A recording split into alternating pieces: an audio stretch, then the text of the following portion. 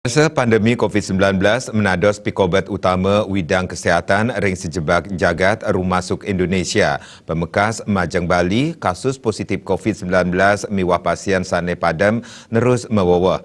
Kantos Raspati 3 September kalih tali dasa, wilangan kasus positif COVID-19 ring Bali akeh nyane kantos 5 tali 700 dasa diri, Sane Padam kantos 7 dasa sio diri.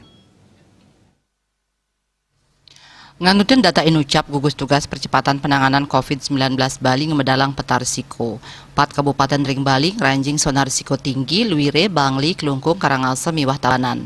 5 kabupaten kota tiosan minekadi Badung, Gianyar, Denpasar, Jembrana, miwah Buleleng, antuk risiko sedang. Cap mepaikatan ringkanan Inucap Imade Adi Wirawan pinaka Head of Program Study Public Health Unud Mausang, kebijakan pemerintah indik teleb ngemargiang sosial physical distancing, preside kedadosang dasar ngemargiang pembatasan sosial berskala besar PSBB, rumasuk nincapang kapasitas tes antuk PCR.